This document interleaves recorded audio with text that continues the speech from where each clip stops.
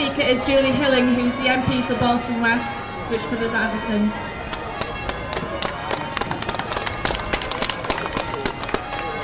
Good afternoon, everybody, and I'm sorry that I've only just been able to get here, but as you may realise, that there's been a major leadership event taking place in Manchester, which has taken out an awful lot of Labour people, plus there's the launch of the NHS, or campaign to save NHS, plus other things. So you will have hopefully been told already that a number of Labour councillors have already sent their apologies, as have Labour MPs. But I'm going to first, before I speak, is just read a statement that's been sent from the leader of the council, Peter Smith, on behalf of the whole group. Like other councillors, Wigan is gearing up to make severe cuts because of the policies of the Conservative and Lib Dem coalition. We have to find some £5 million and rising cuts in the current year as the government chopped area-based grants designed by the Labour government to help areas in need like Wigan. We've also had an approved housing scheme stopped, and our plans for the Wigan Ring Road have been put on indefinite hold. Most damaging of all, our BSF plans to improve Wigan schools have been scrapped.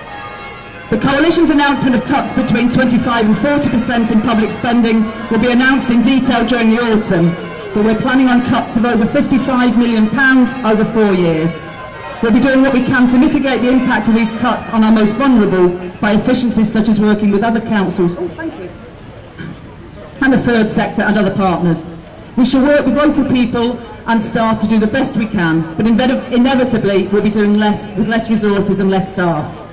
The propaganda of the government is that such cuts are required by the state of public finances. Whatever the outcome of this election, there would have been some need to curb public spending, but not at this level. Not only will the impact most on those least able to cope and endanger the economic recovery, they failed to make those who created the crisis, the bankers, pay.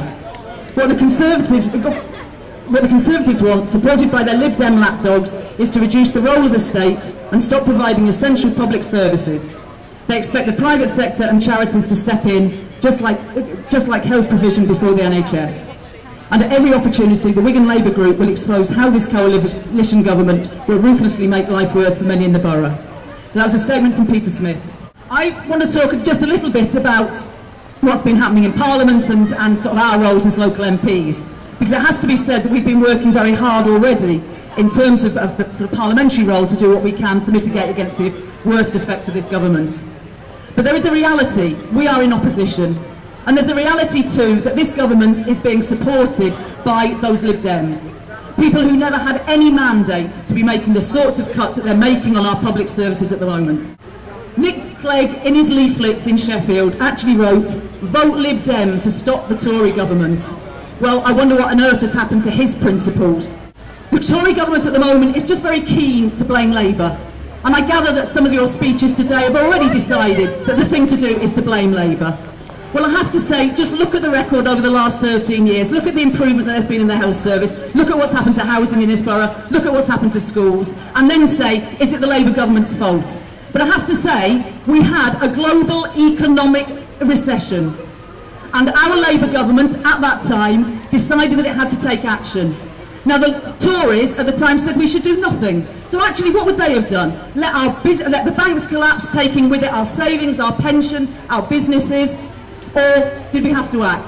And what the Labour government decided to do was it had to act to invest in the community. So yes, we have a deficit. And it would be wrong of me to stand here and say there would have been no cut had there been a Labour government returned. Because there would have been.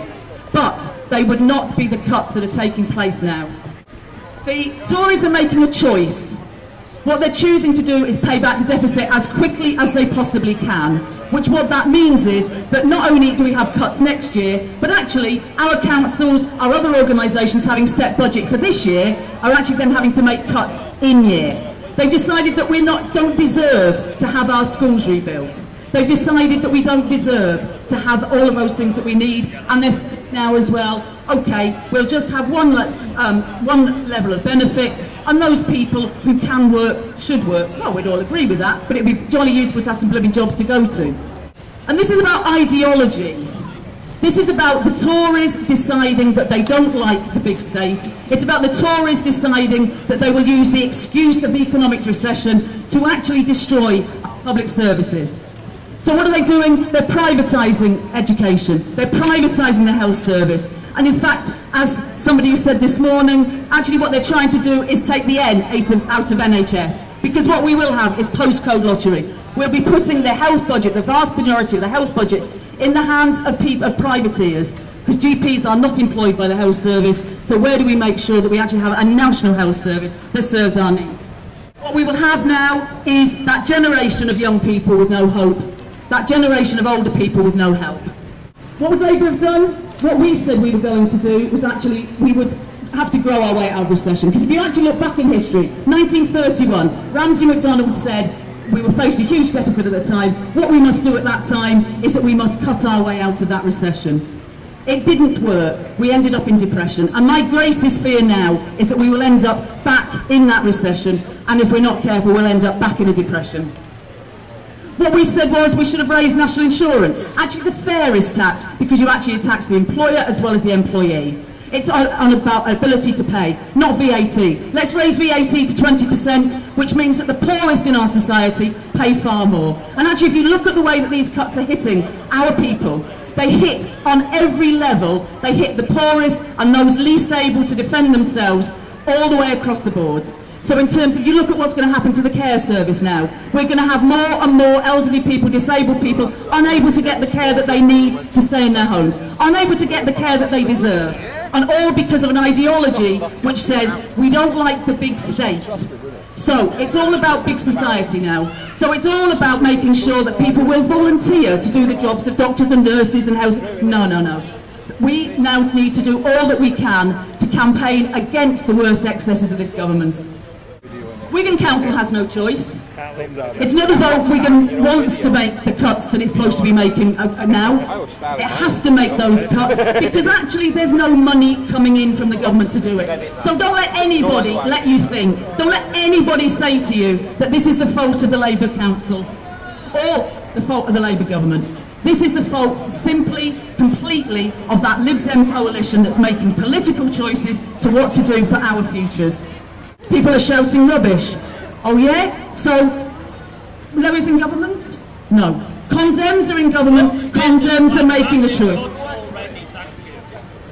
As I say, the council is not having a choice but to make the cuts because there is no money coming through from government. I don't know how to make it any simpler, and I'm sure for most people I don't need to make that any simpler because it's a plainly obvious choice. I will finish, and I'll finish by saying one thing. I will go back to London with my fellow MPs from this area, and we will go back and we will fight against the Tories on every possible occasion that we have. There is a reality. They're still in coalition with the Lib Dems. They have something like a sort of 80 to 100 vote majority. We are not going to be able to defeat them at the dispatch box in London. But the only defeat that we have is with people like you coming together, fighting the cause. But I would make one plea to you at the end of this. I'd make one plea to say, continue to be non-sectarian.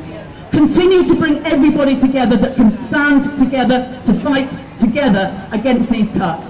Because as soon as you start to be sectarian, then you lose people like me that's prepared to come and talk to you. You lose people that are prepared to send statements to you. You lose people that are prepared to come out on the barricades with you.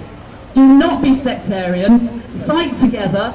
We are in this together as ordinary working people. We're in this to fight for the rights of ordinary people that live in our borough and live across the country. Thank you very much for allowing me to speak. And I think it's really important we continue with this campaign. I will continue to support it. As long as it remains as non-sectarian based, we'll continue to support it. And I hope that all of you will do the same. Thank you. Thank you, Julian. I think that's a really useful note to finish on because it is about ordinary people like us being united against these cuts. And again, ask that you try and come along to the next meeting on Monday the 9th of August at 7:30 p.m. Or you can email peopleagainstcuts@googlegroups.com. Thank you to all our speakers and thanks everyone for coming.